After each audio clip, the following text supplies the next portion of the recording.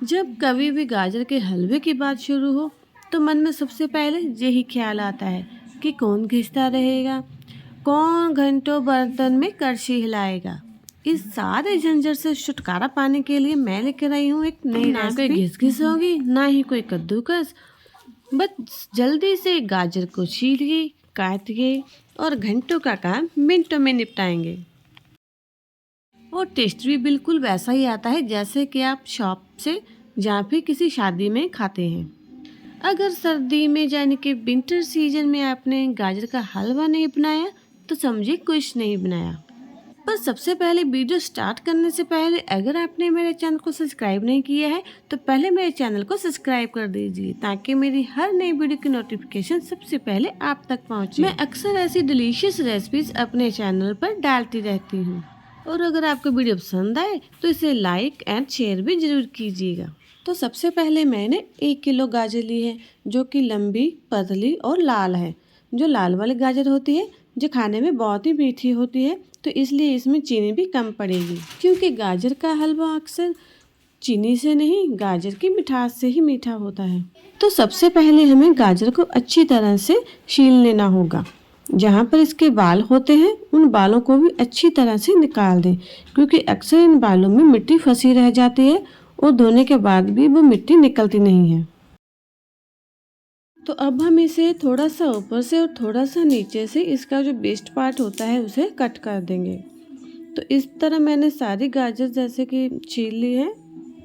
तो छीलने के बाद हम इसे अच्छे तरह से जैसे कि मैं पंजाब से हूँ तो हमारे पंजाब में सर्दियाँ आता ही हर घर में जैसे कोई अलसी की पिन्नी बनाता है, सरसों का साग बनाता है, तो इसीलिए गाजर का हलवा भी हर घर में ज़रूर बनता है। मतलब कई लोग तो ऐसे करते हैं कि बहुत सारा गाजर का हलवा बहुत सारी क्वांटिटी में एक बार में बनाकर रख लेते हैं और फिर उसे 8-10 दिन तक खाते रहते हैं। तो अब मैंने सारी गाजर अच्छे से छीलकर और अच्छे से धो ली है।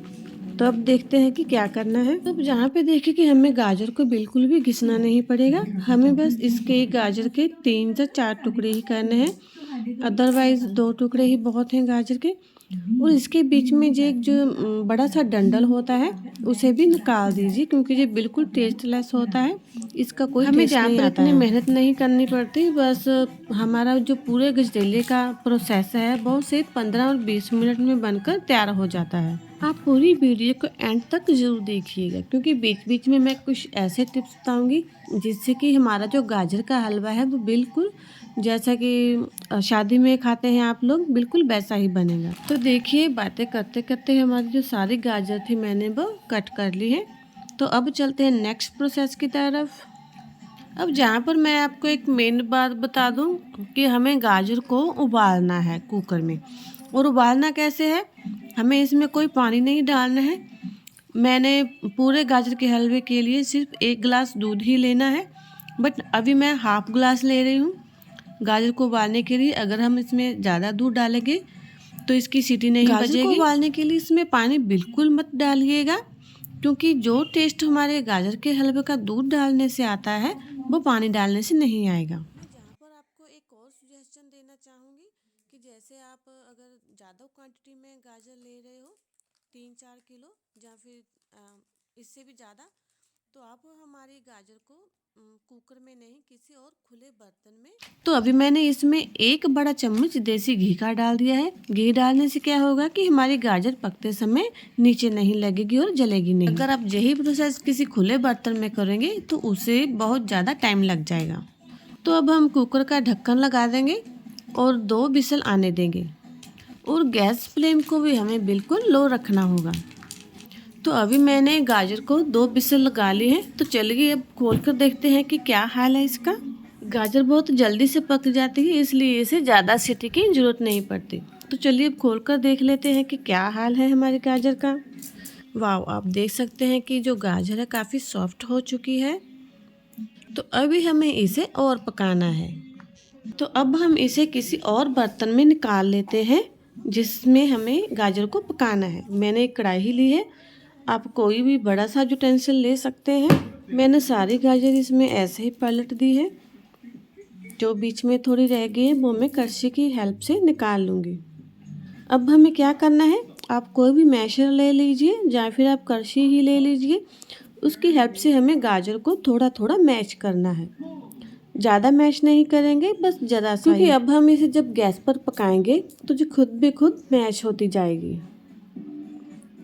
तो हमने अभी गाजर मैश कर ली है। तो चलिए अब हम कढ़ाई को गैस पर चढ़ा देते हैं। अभी से ही इसकी बहुत अच्छी खुशबू आने लगी है। हमें इसमें चीनी अभी नहीं डालनी है, चीनी हम बिल्कुल लास्ट में डालेंगे, क्योंकि अगर हमने पहले ही चीनी डाल दी तो वो गाजर उसमें गलती नहीं है। तो जो आधा गिलास दूध का बचा था मैंने वो भी इसमें डाल दिया है। तो इसे हल्के हल्के हाथों से ऐसे हम हिलाते रहेंगे ताकि जो गाजर है वो पकते पकते मैश होती जाए। गाजर को पकाते पकाते ही हमें दूध को सुखाना होगा। आप चाहें तो दूध को ज़्यादा क्वांटिटी में भी डाल सकते हैं, क्योंकि हमने इसमें कोई भी खोया या फिर कोई मिल्क पाउडर नहीं डालना है। बस इसे लो फ्लेम पर धीरे धीरे पकाते जाएं और हिलाते रहें ताकि हमारी जो गाजर है वो नीचे ना लग जाए। अभी भी हमारे इस गाजर के हलवे में उबाली आनी शुरू नहीं हुई है, क्योंकि अभी मुझे सिर्फ 1-1.5 मिनट ही हुआ है इसे गैस पर रखे हुए। तो मैंने ना गाजर काटने से पहले दूध में केसर के 3-4 धागे डाल लिए थे। तो अब मैं वो भी हमारे हलवे में डाल दूंगी। इससे भी हमारे हलवे से काफ़ी अच्छी खुशबू आएगी। आप केसर को डायरेक्ट भी हमारे हलवे में डाल सकते हैं, बट मुझे ऐसे दूध में भिगोकर डालना बहुत अच्छा लगता है। और अगर आपके पास केसर नहीं है तो आप इसे स्किप भी कर सकते हैं।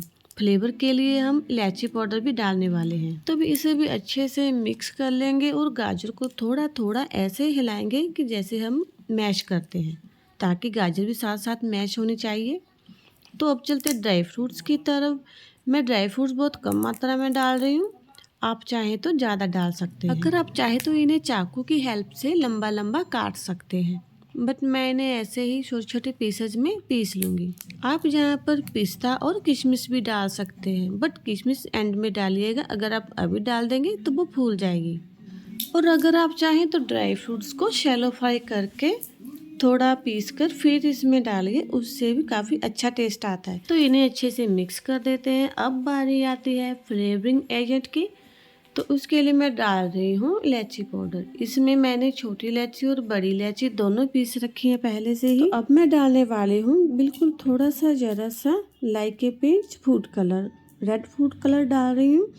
आप चाहे तो यहाँ पर चुकंदर का जूस भी डाल सकते हैं। जब हमने गाजर उबालने के लिए रखी थी कुकर में, तभी आप 1-2 पीस चुकंदर के उसमें डाल सकते हैं, क्योंकि जब हम दूध में हलवा बनाते हैं तो उसका कलर थोड़ा फीका सा लगने लगता है।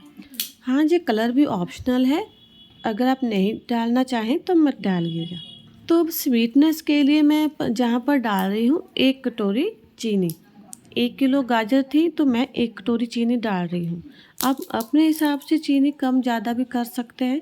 और अगर आप चीनी नहीं खाते हैं तो आप मिश्री ले लीजिए जो धागे वाली होती है, उसे ग्राइंड कर डाल। अब हलवे का दूध तो सूख चुका है, तो अब हमने जो चीनी डाली है ये भी अपना मॉइस्चर छोड़ेगी, इसलिए हमारा जो हलवा है वो फिर से थोड़ा लिक्विड फॉर्म में आ जाएगा। तो इसे भी हम 2-3 मिनट के लिए और पकाते हैं। जहाँ पर चीनी डालने के भी 3 फायदे हैं। एक तो ये हमारे हलवे को मिठास देता है, दूसरा ये प्रिजर्वेटिव की काम करती है, और तीसरा हमारे हलवे को गाढ़ा कर देती है। आप देख सकते हैं कि हमारे हलवे का रंग पहले से भी कैसे चमकने लगा है। अभी जैसे जैसे हमारा हलवा पकता जाएगा वैसे वैसे चीनी का पानी भी सूख जाएगा। तो लीजिए हमारा हलवा बनकर तैयार है। मुझे सिर्फ 20 मिनट ही लगे हैं इस सारे प्रोसेस को गाजर छीलने से लेकर हलवा बनाने तक। आप देख सकते हैं कि इसका कलर कितना अच्छा आया है, बिल्कुल रेडिश आया है। और इसकी कंसिस्टेंसी भी देखिए, ना ही जो ज़्यादा लिक्विड है जैसे कि बीच में कई बार पानी वगैरह होता है, वो बिल्कुल नहीं है, और ना ही ज़्यादा हार्ड बना है, बिल्कुल सॉफ्ट है और खाने में भी उतना ही टेस्टी बना है। तो हमारा हलवा तो बन चुका है। तो चलिए अब हम इसकी प्लेटिंग कर लेते हैं। प्लेटिंग करना भी एक कला है। तो प्रेजेंटेशन के लिए आप कोई भी अच्छी सी डेकोरेटिव प्लेट या फिर डेकोरेटिव बाउल ले सकते हैं। ऐसा करने से हमारे देश का खाने वाले पर एक अलग ही इम्प्रेशन पड़ेगा। तो अब हम इसे गार्निश करेंगे कटे हुए ड्राई फ्रूट से।